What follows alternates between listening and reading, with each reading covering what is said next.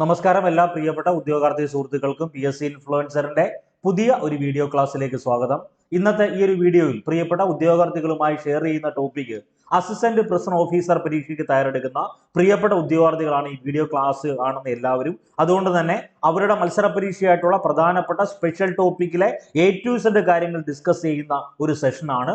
Assistant prison officer പരീക്ഷയിൽ 100% ചോദിക്കുന്ന പ്രധാനപ്പെട്ട ക്വസ്റ്റ്യൻസ് അടങ്ങിയ PDF നോട്ട് PSC ഇൻഫ്ലുവൻസറിന്റെ കോമൺ ടെലഗ്രാം ഗ്രൂപ്പിൽ അപ്ഡേറ്റ് ചെയ്തിട്ടുണ്ട്. ഏകദേശം 28,000-ലധികം ഉദ്യോഗാർത്ഥികൾ അത് കൃത്യമായി ഫോളോ അപ്പ് ചെയ്യുന്നുണ്ട്. അപ്പൊ എല്ലാവർക്കും ആദ്യമേ തന്നെ വിജയാശംസകൾ നേരുന്നു. നമ്മൾ പ്രധാനപ്പെട്ട ഏരിയയിലേക്ക് പോവുകയാണ്. ആദ്യം തന്നെ ഒരു മുൻകാല വർഷ ചോദ്യം നിങ്ങളുമായി ഷെയർ ചെയ്യുകയാണ്. ചോദ്യം ഇതാണ്: 18 വയസ്സിന് താഴെയുള്ള ഒരു കുട്ടിയുടെ മേൽ കുറ്റാരോപണമുണ്ട്. ചോദ്യം ഇതാണ്: 18 വയസ്സിന് താഴെയുള്ള ഒരു കുട്ടിയുടെ മേൽ കുറ്റാരോപണമുണ്ട്, എന്നാൽ കുറ്റകൃത്യം ചെയ്തതായി തെളിയിക്കപ്പെട്ടിട്ടില്ല. അതിനർത്ഥം കുട്ടി കുറ്റം ചെയ്തിട്ടില്ല എന്നല്ല, എന്നാൽ കുറ്റകൃത്യം ചെയ്തതായിട്ട് തെളിയിക്കപ്പെട്ടിട്ടില്ല. അങ്ങനെയുള്ള സാഹചര്യത്തിൽ ആ കുഞ്ഞുങ്ങളെ അല്ലെങ്കിൽ ആ കുട്ടികളെ നിരീക്ഷിക്കുന്ന സ്ഥലം ഏതാണ്? Option A observation home, option B special home, option C place of safety, option D borstal school. ഈ 4 ഓപ്ഷനാണ് കോമ്പറ്റേറ്റീവ് എക്സാമിനേഷന് കൊടുത്തേക്കുന്നത്.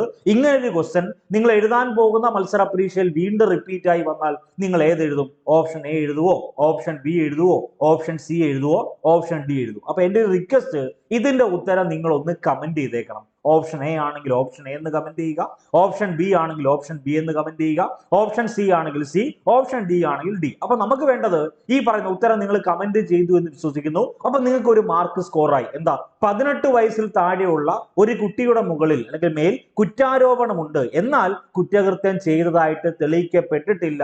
അങ്ങനെയുള്ള കുഞ്ഞുങ്ങളെ അല്ലെങ്കിൽ കുട്ടികളെ നിരീക്ഷിക്കുന്ന സ്ഥലം എന്ന് പറഞ്ഞാൽ അത് ഒബ്സർവേഷൻ ഹോമാണ്. അപ്പൊ നിങ്ങളുടെ മനസ്സിലേക്ക് വരും, എന്തുവാ ഈ സ്പെഷ്യൽ ഹോം, എന്താ ഈ പ്ലേസ് ഓഫ് സേഫ്റ്റി, എന്താ ഈ ബോർസ്റ്റൽ സ്കൂൾ? ഈ ഡീറ്റെയിൽ കണ്ടന്റ് നമ്മൾ പറയാൻ പോവാ. അപ്പൊ നമുക്ക് വേണ്ട പ്രധാനപ്പെട്ട കണ്ടന്റ് ആണ് ഒന്നാമത്തത് സ്പെഷ്യൽ ഹോം എന്ന് പറഞ്ഞാൽ എന്താ. അതായത് 18 വയസ്സിൽ താഴെയുള്ള കുറ്റകൃത്യം ചെയ്ത കുട്ടികളെ പാർപ്പിക്കുന്ന സ്ഥലമാണ് സ്പെഷ്യൽ ഹോം എന്ന പേരിൽ അറിയപ്പെടുന്നത്. അപ്പൊ 16-നും 18 വയസ്സിനും ഇടയിലുള്ള ഗുരുതരമായിട്ടുള്ള കുറ്റകൃത്യം ചെയ്ത കുട്ടികളെ പാർപ്പിക്കുന്ന സ്ഥലം ഏതെന്ന് ചോദിച്ചാൽ അത് പ്ലേസ് ഓഫ് സേഫ്റ്റിയാണ്.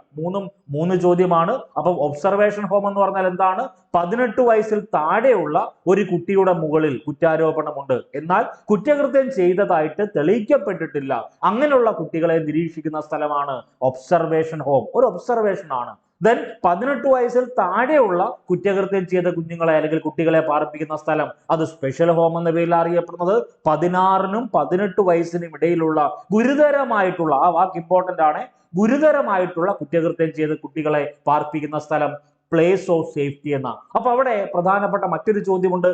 18 വയസ്സിനും 21 വയസ്സിനും ഇടയിൽ പ്രായമുള്ള കുട്ടികളെ, ഈ പറഞ്ഞ കുറ്റം ചെയ്ത കുട്ടികളെ പാർപ്പിക്കുന്ന ഒരു സ്ഥലമുണ്ട്. അതെല്ലാം നമ്മൾ റാൻഡമായിട്ട് ഡിസ്കസ് ചെയ്തോളാം. ഏറ്റവും പ്രധാനപ്പെട്ട കണ്ടന്റ് ഇതാണ്. ഓക്കെ, ഇനി ഏറ്റവും പ്രധാനപ്പെട്ട മറ്റൊരു ചോദ്യം പറയുക: കേരളം രൂപീകൃതമായ ശേഷം പ്രവർത്തനം ആരംഭിച്ച സെൻട്രൽ ജയിൽ ഏതാ? കേരളം രൂപീകരിക്കുന്നത് 1956 നവംബർ 1-നാണല്ലോ. ഈ കേരള സംസ്ഥാന രൂപീകരണത്തിന് ശേഷം പ്രവർത്തനം ആരംഭിച്ച സെൻട്രൽ ജയിൽ ഏതെന്ന് ചോദിച്ചാൽ ഉത്തരമായി നിങ്ങൾ എഴുതേണ്ടത് അത് തവന്നൂർ സെൻട്രൽ ജയിൽ. ഈ തവന്നൂർ സെൻട്രൽ ജയിൽ സ്ഥിതി ചെയ്യുന്നത് മലപ്പുറം ജില്ലയിലാണെന്ന് ഞാൻ പറയാതെ നിങ്ങൾക്കറിയാം. മലപ്പുറം ജില്ലയുമായി ബന്ധപ്പെട്ട് 3 പ്രധാനപ്പെട്ട പ്രത്യേകതകൾ മത്സര പരീക്ഷയ്ക്ക് ചോദിച്ചിട്ടുണ്ട്. ഒന്ന്, തവന്നൂർ സെൻട്രൽ ജയിൽ സ്ഥിതി ചെയ്യുന്നത് മലപ്പുറം ജില്ലയിലാണ്. കേരളത്തിൽ ഏറ്റവും കൂടുതൽ ജനസംഖ്യയുള്ള ജില്ല മലപ്പുറം ജില്ലയിലാണ്. കേരളത്തിൽ ഏറ്റവും കുറവ് ആളോഹരി വരുമാനം അല്ലെങ്കിൽ പെർ ക്യാപിറ്റ ഇൻകം ഉള്ള ജില്ല, കുറവുള്ള ജില്ല ചോദിച്ചാൽ അത് മലപ്പുറം ജില്ലയാണ്. ദെൻ ഏറ്റവും പ്രധാനപ്പെട്ട വസ്തുത, ജയിൽ എന്നത്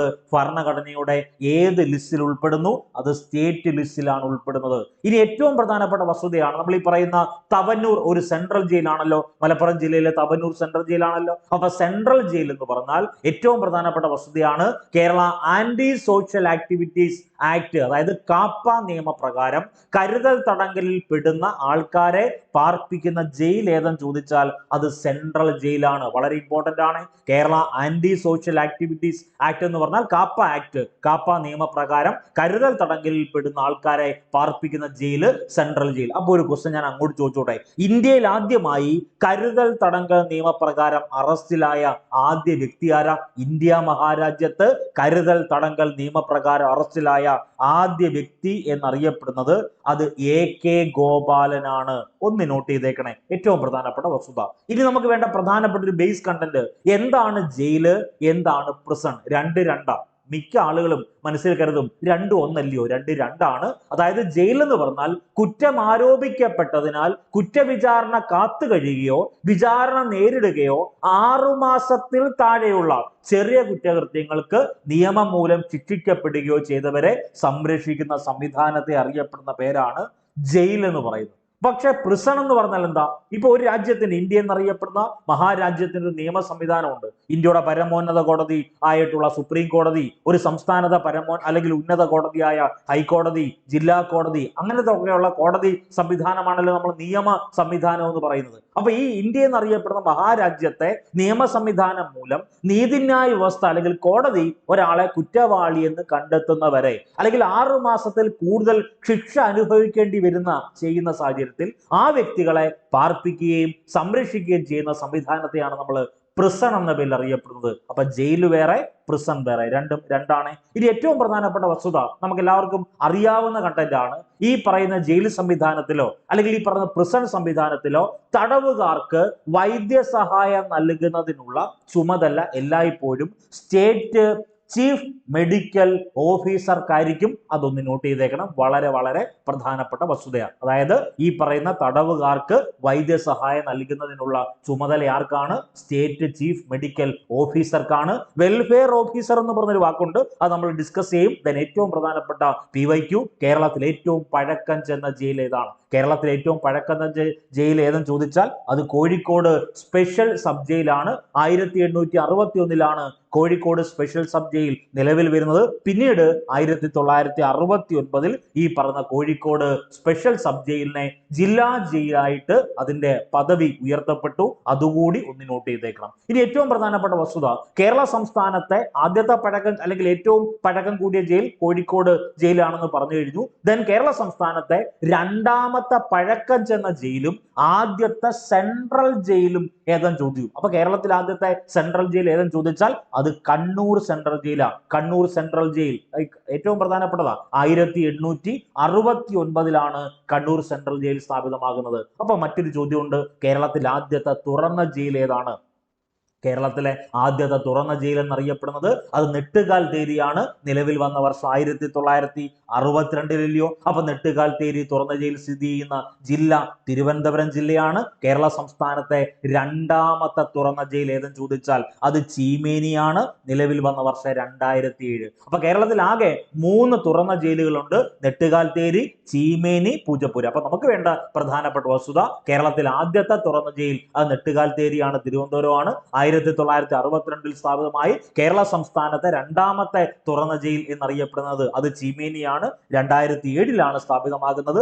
ഏറ്റവും പ്രധാനപ്പെട്ട വസ്തുത, 1990 കേരളത്തിൽ ആദ്യത്തെ വനിതാ ജയിൽ എവിടെ സ്ഥാപിതമായി? നെയ്യാറ്റിൻകരയിൽ സ്ഥാപിതമായി. ഏറ്റവും പ്രധാനപ്പെട്ട വസ്തുത, 1990 കേരളത്തിൽ ആദ്യത്തെ വനിതാ ജയിൽ സ്ഥാപിതമായത് അത് നെയ്യാറ്റിൻകരയിലാണ്. നെയ്യാറ്റിൻകര സ്ഥിതി ചെയ്യുന്നത് തിരുവനന്തപുരം ജില്ലയാണ്. നെയ്യാറ്റിൻകരയ്ക്ക് പ്രത്യേകതയുണ്ട്, വിഴിഞ്ഞം തുറമുഖം സ്ഥിതി ചെയ്യുന്ന താലൂക്ക് അത് നെയ്യാറ്റിൻകര താലൂക്കാണ്. അതൊന്ന് നോട്ട് ചെയ്തേക്കണം. ഇനി ഏറ്റവും പ്രധാനപ്പെട്ട വസ്തുത, കേരളത്തിൽ ആദ്യത്തെ വനിതാ ഓപ്പൺ പ്രിസൺ ഏതെന്ന് ചോദിച്ചാൽ കേരളത്തിൽ ആദ്യത്തെ വനിതാ ഓപ്പൺ പ്രിസൺ അത് പൂജപ്പുരയാണ്. 2013 സ്ഥാപിതമാകുന്നത്. ഇനി ഏറ്റവും പ്രധാനപ്പെട്ട മറ്റൊരു കണ്ടന്റ് ഉണ്ട്, കേരള സംസ്ഥാനത്തെ ആദ്യത്തെ ഹൈ സെക്യൂരിറ്റി പ്രിസൺ ഏതാണ്? അത് വിയൂർ ആണ്.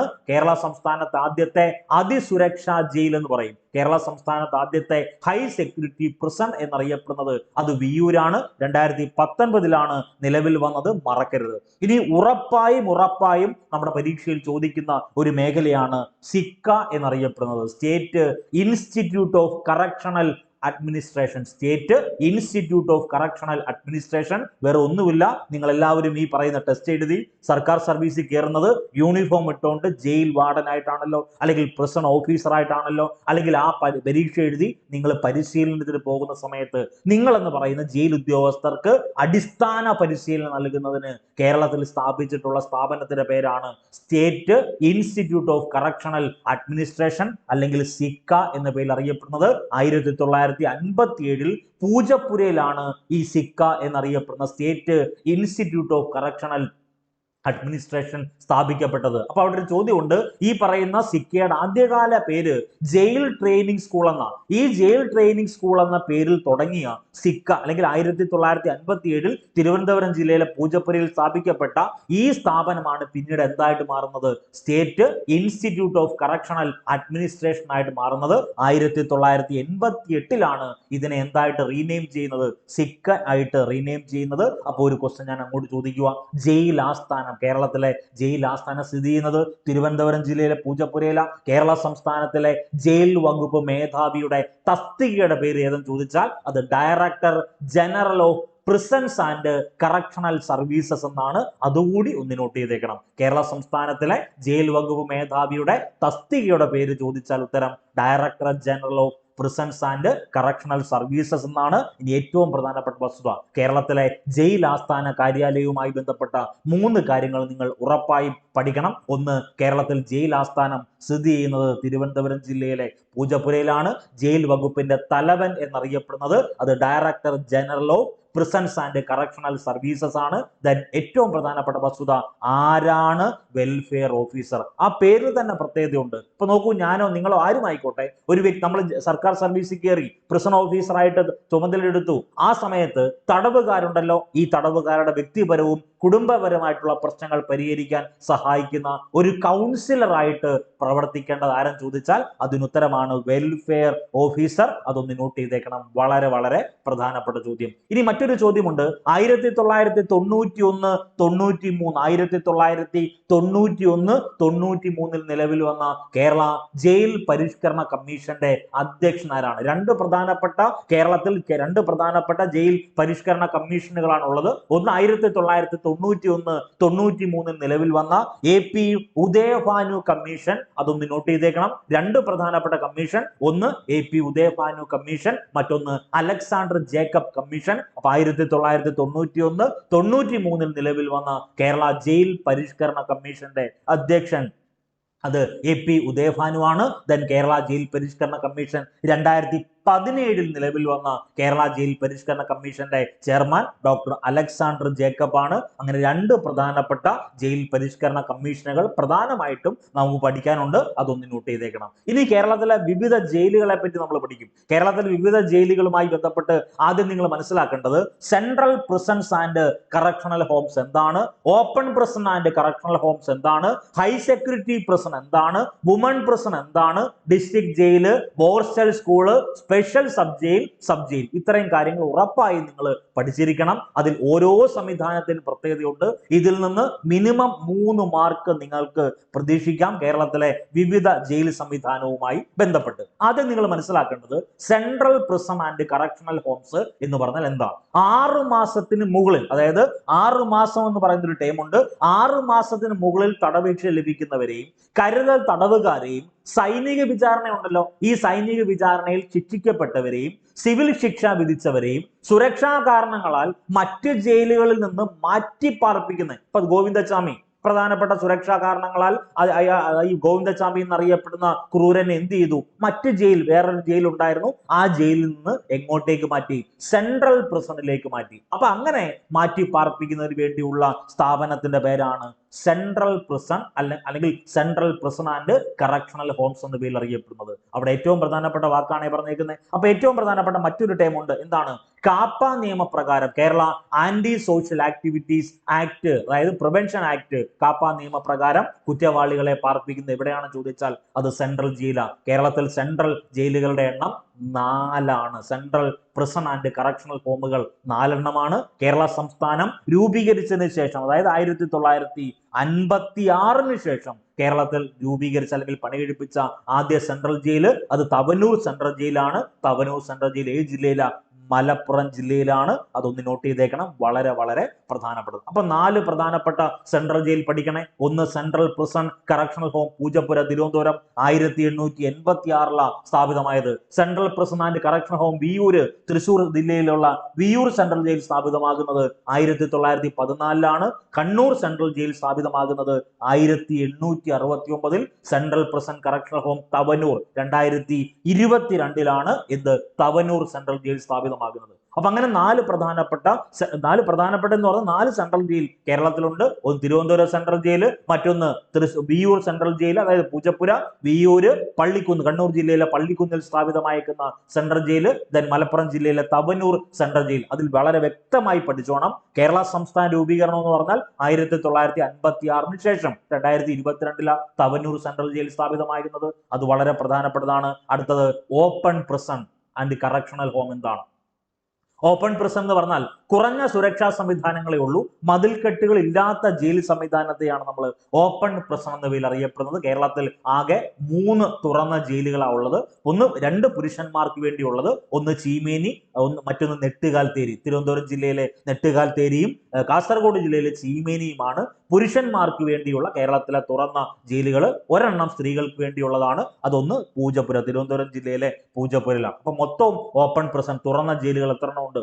3 എണ്ണമാണ് ഉള്ളത്. അപ്പം കുറഞ്ഞ സുരക്ഷാ സംവിധാനങ്ങൾ, മതിൽക്കെട്ടുകൾ ഇല്ലാത്ത ജയിൽ സംവിധാനമാണ് ഈ ഓപ്പൺ പ്രിസൺ എന്ന പേരിൽ അറിയപ്പെടുന്നത്. അതിൽ നെട്ടുകാൽത്തേരി സ്ഥാപിതമാകുന്നത് 1962 തിരുവനന്തപുരം ജില്ലയിൽ. ചീമേനി സ്ഥാപിതമാകുന്നത് 2007 കാസർഗോഡ് ജില്ലയിൽ. പൂജപ്പുര സ്ഥാപിതമാകുന്നത്, പൂജപ്പുര തുറന്ന ജയിൽ സ്ഥാപിതമാകുന്നത് 2013 തിരുവനന്തപുരം. ഇതെല്ലാം തിരിഞ്ഞു പോകരുത്, മറക്കരുത്. ഓക്കെ, ഇനി അതിസുരക്ഷാ ജയിൽ എന്നറിയപ്പെടുന്ന വാക്കുണ്ട്, ഏറ്റവും പ്രധാനപ്പെട്ടതാണ് അതിസുരക്ഷാ ജയിൽ. ആ പേര് തന്നെ പ്രത്യേകതയുണ്ട്. എന്താണ്? 2019 ജൂലൈ 3 കേരള സംസ്ഥാനത്ത് ആദ്യത്തെ അതിസുരക്ഷാ ജയിൽ ആരംഭിക്കുന്നു. അത് സ്ഥിതി ചെയ്യുന്നത് തൃശൂർ ജില്ലയിലെ വിയ്യൂര. ഇനി ഏറ്റവും പ്രധാനപ്പെട്ട വസ്തുതയുണ്ട്.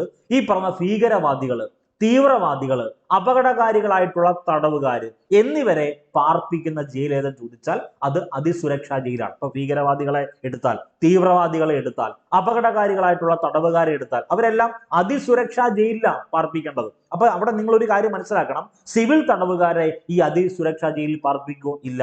ഒന്നെങ്കിൽ അത് ഭീകരവാദി ആയിരിക്കണം, അല്ലെങ്കിൽ ഒരു തീവ്രവാദി ആയിരിക്കണം, അതും അല്ലെങ്കിൽ അപകടകാരികളായിട്ടുള്ള തടവുകാരാണെങ്കിൽ അവരെ പാർപ്പിക്കുന്നത് ഈ അതിസുരക്ഷാ ജയിലാണ്. കേരളത്തിൽ ഒരു അതിസുരക്ഷാ ജയിലേ ഉള്ളൂ, അത് തൃശൂർ ജില്ലയിലെ വിയ്യൂരിലാണ് സ്ഥിതി ചെയ്തേക്കുന്നത്. അതൊന്ന് നോട്ട് ചെയ്തേക്കണം. അടുത്ത ഏറ്റവും പ്രധാനപ്പെട്ടതാണ് woman prison and correctional home. വേറെ ഒന്നും നിങ്ങൾ ചിന്തിക്കേണ്ട, ഈ പറയുന്ന വനിതകളെയാണല്ലോ ശിക്ഷാ കാലാവധി പരിഗണിക്കാതെ വനിതകളായിട്ടുള്ള എല്ലാ ശിക്ഷാ തടവുകാരെയും, അതായത് റിമാൻഡ് വിചാരണ തടവുകാരെയും പാർപ്പിക്കുന്നതിനുള്ള സ്ഥാപനമാണ് woman prison and correctional home എന്ന പേരിൽ അറിയപ്പെടുന്നത്. കേരളത്തിൽ ആകെ വുമൺ പ്രിസൺ ആൻഡ് കറക്ഷണൽ ഹോമുകളുടെ എണ്ണം 3 എണ്ണമാണ്. അതിലൊന്ന് തിരുവനന്തപുരം, മറ്റൊന്ന് വിയ്യൂര്, മറ്റൊന്ന് കണ്ണൂർ. അങ്ങനെ 3 പ്രധാനപ്പെട്ട വുമൺ പ്രിസണുകളുണ്ട്. അതായത് വേറെ ഒന്നും നിങ്ങൾ ചിന്തിക്കേണ്ട, എല്ലാ വനിതാ ശിക്ഷാ തടവുകാരെയും പാർപ്പിക്കുന്ന സ്ഥാപനമാണ് വുമൺ പ്രിസൺ എന്ന പേരിൽ അറിയപ്പെടുന്നത്. അടുത്തത് ഡിസ്ട്രിക്ട് ജയിൽ, അതായത് വേറെ ഒന്നുമില്ല, ജില്ലാ ജയിൽ എന്നാണല്ലോ നമ്മൾ പറയുന്നത്. 6 മാസം വരെയുള്ള ശിക്ഷാ തടവുകാരെ,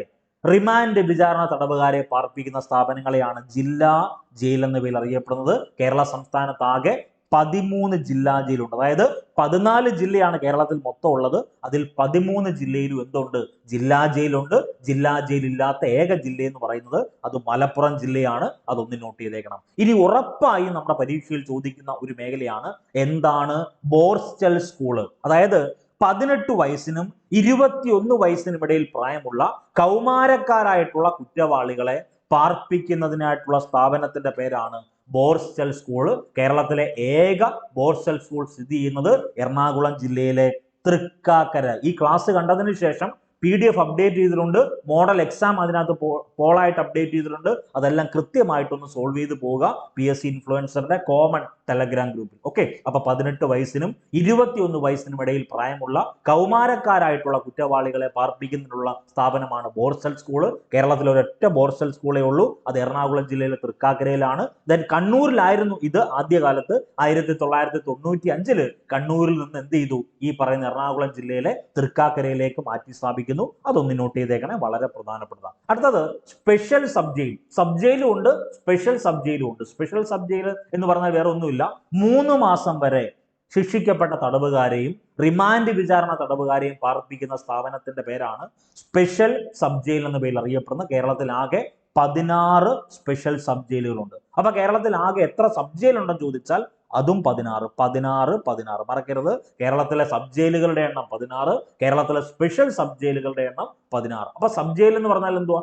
ഒരു മാസത്തിൽ കുറയാത്ത ശിക്ഷാ തടവുകാരെയും വിചാരണ തടവുകാരെയും പാർപ്പിക്കുന്ന സ്ഥാപനമാണ് sub jail. Special sub jail വേറെ, ജില്ലാ ജയിൽ വേറെ, സെൻട്രൽ പ്രിസൺ വേറെ. ഇതൊക്കെ ഓർത്തു വെക്കണം.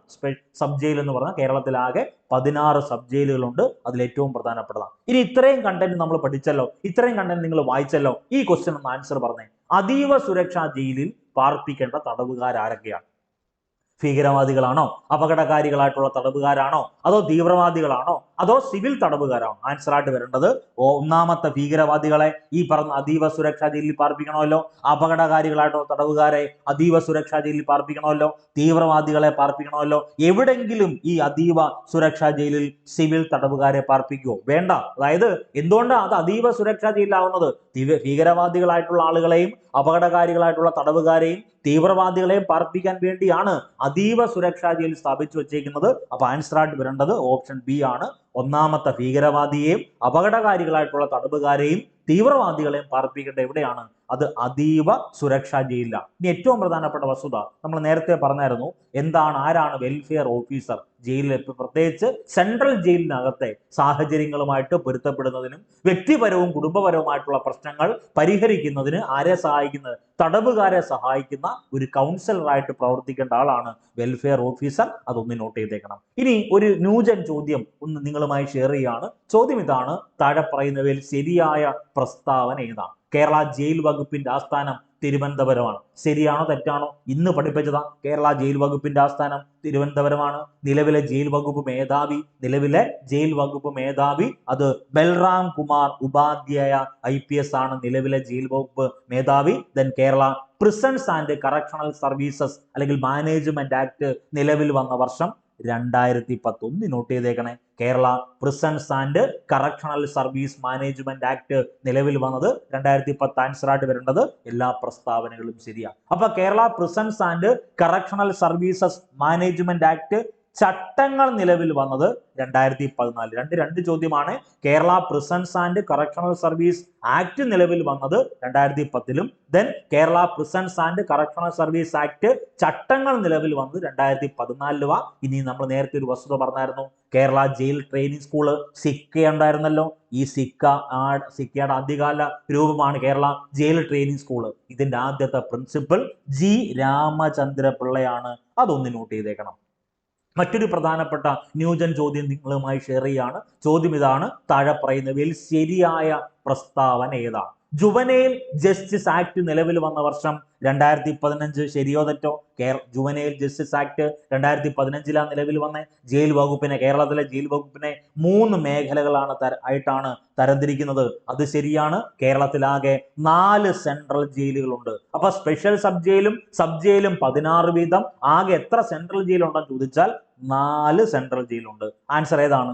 ആൻസർ ഓപ്ഷൻ ഡി ആണ്. എല്ലാ പ്രസ്താവനകളും ശരിയാണ്. കേരളത്തിൽ ആദ്യത്തെ സെൻട്രൽ ജയിൽ ഏതാ? കേരളത്തിൽ ആദ്യത്തെ സെൻട്രൽ ജയിൽ അത് കണ്ണൂർ സെൻട്രൽ ജയിലാണ്. രണ്ടാമത്തെ സെൻട്രൽ ജയിൽ പൂജപ്പുര, മൂന്നാമത്തെ സെൻട്രൽ ജയിൽ വിയൂര്, നാലാമത്തേത് തവനൂർ സെൻട്രൽ ജയിൽ സ്ഥിതി ചെയ്യുന്നത് മലപ്പുറം ജില്ലയിലാണ്. കേരള സർക്കാർ നിർമ്മിച്ച സെൻട്രൽ ജയിൽ അത് ടിക്ക് ചെയ്തേക്കണം. കേരള സർക്കാർ നിർമ്മിച്ച സെൻട്രൽ ജയിൽ തവനൂർ സെൻട്രൽ ജയിലാണ്. ഈ തവനൂർ സെൻട്രൽ ജയിലാണ് കേരള സംസ്ഥാന രൂപീകരണത്തിന് ശേഷം നിലവിൽ വന്ന സെൻട്രൽ ജയിൽ. അതൊക്കെ ഒന്ന് നോട്ട് ചെയ്തേക്കണേ. ഇനി പ്രധാനപ്പെട്ട മറ്റൊരു ചോദ്യം ഇതാണ്: താഴെ പറയുന്നവയിൽ തെറ്റായ പ്രസ്താവന ഏതാണ്? ഓപ്ഷൻ എ നോക്കിയേ. തടവിൽ കഴിയുന്ന അമ്മമാരോടൊപ്പം പാർപ്പിക്കാൻ സാധിക്കുന്ന കുട്ടികളുടെ പ്രായപരിധി 6 വയസ്സാണ്. നമുക്ക് എല്ലാവർക്കും അറിയാവുന്നതാണ്.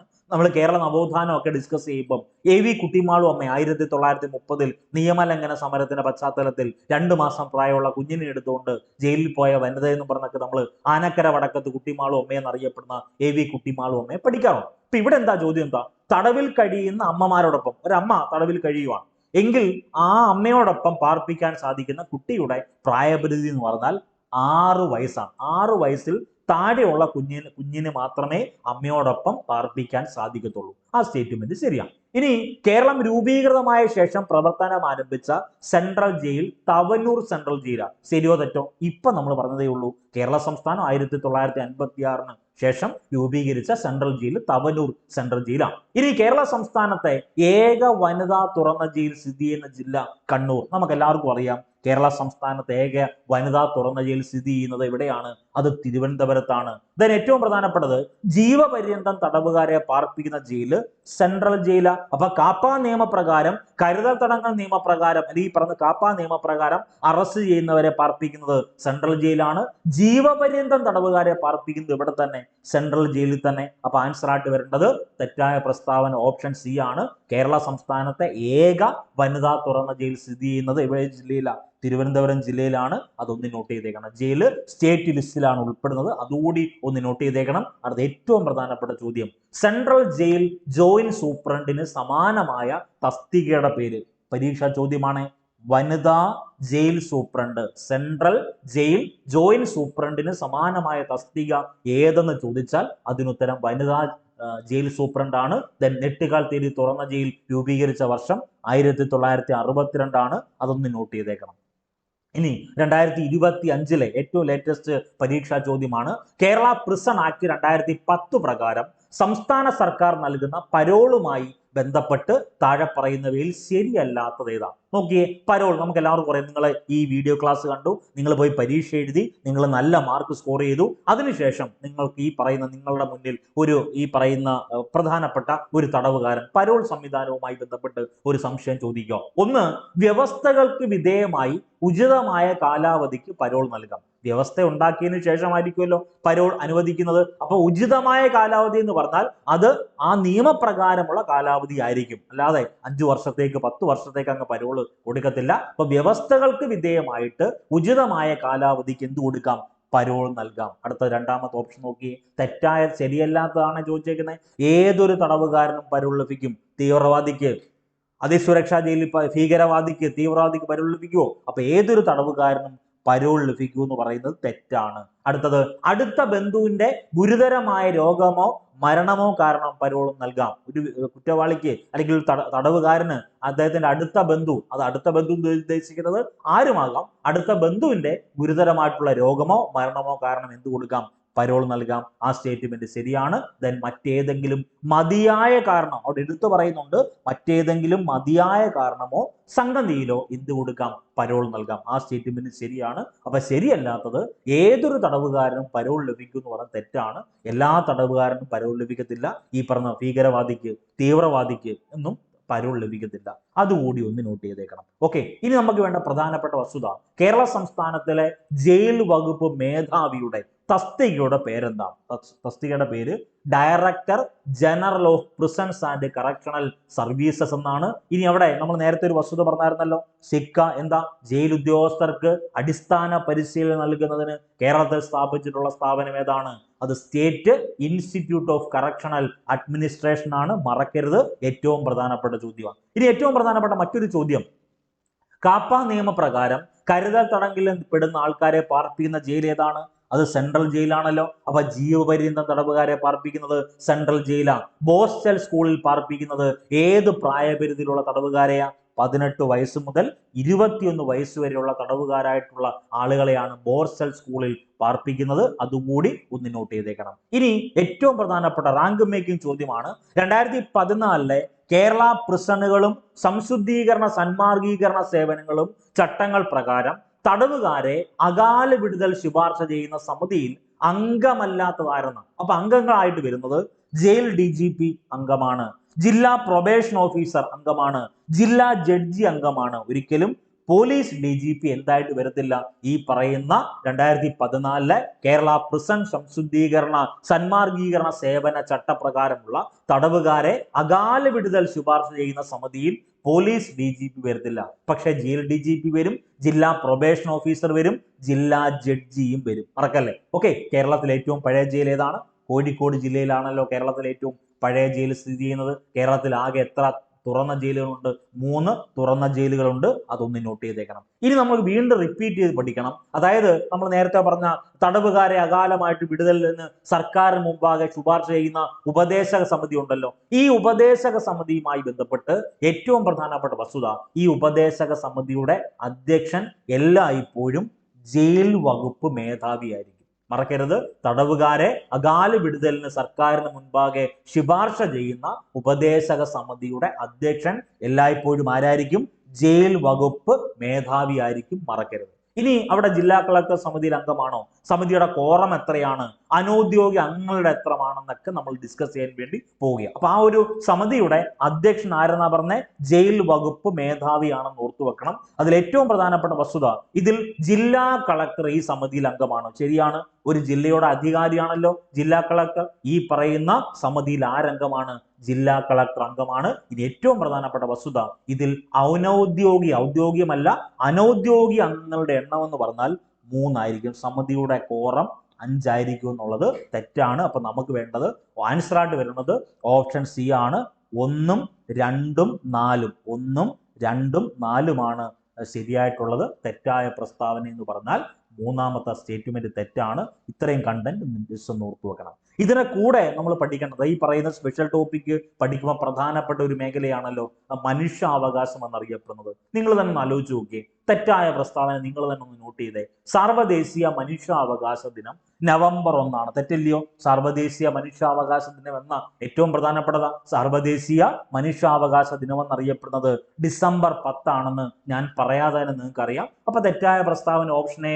ദേശീയ മനുഷ്യാവകാശ കമ്മീഷന്റെ ചെയർപേഴ്സൺ ആയിട്ട് നിയമിക്കപ്പെടുന്ന വ്യക്തിയുടെ ഔദ്യോഗിക കാലാവധി 3 വർഷമാണ്. കസ്റ്റഡി മരണങ്ങൾ 24 മണിക്കൂറിനുള്ളിൽ മനുഷ്യാവകാശ കമ്മീഷൻ മുമ്പാകെ ബന്ധപ്പെട്ട ഏജൻസികൾ റിപ്പോർട്ട് ചെയ്യണം. ആ സ്റ്റേറ്റ്മെന്റ് ശരിയാ. സംസ്ഥാന മനുഷ്യാവകാശ കമ്മീഷൻ 1998 ഡിസംബർ 11 നിലവിൽ വന്നു. അതൊക്കെ ഒന്ന് ഏറ്റവും പ്രധാനപ്പെട്ടതാണ്. ഇനി ഏറ്റവും ലേറ്റസ്റ്റ് ആയിട്ട് പരീക്ഷയ്ക്ക് നടത്തിയ ഒരു ചോദ്യമാണ് നെൽസൺ മണ്ടേല റൂൾ എന്ന് ഇപ്പോൾ അറിയപ്പെടുന്ന പ്രമാണം 1955 standard minimum rules for treatment of prisoners ആണ് നെൽസൺ മണ്ടേല റൂൾ എന്ന പേരിൽ അറിയപ്പെടുന്ന പ്രമാണം. അതുകൂടി ഒന്ന് നോട്ട് ചെയ്തേക്കണം. ഇനി ഏറ്റവും പ്രധാനപ്പെട്ട വസ്തുത, ഒരു സ്ഥലത്ത് മനുഷ്യാവകാശ ലംഘനവുമായി ബന്ധപ്പെട്ട ഒരു സ്റ്റേറ്റ്മെന്റ് ചോദിക്കുവാണെങ്കിൽ ഈ സ്റ്റേറ്റ്മെന്റ് ഒന്ന് നോട്ട് ചെയ്ത് വെച്ചേക്കണം. അതായത് മനുഷ്യാവകാശ ലംഘനമാകുന്നതായിട്ട് ആരോപിക്കപ്പെടുന്ന പ്രവൃത്തി ചെയ്ത തീയതി മുതൽ 1 വർഷം കഴിഞ്ഞ ശേഷം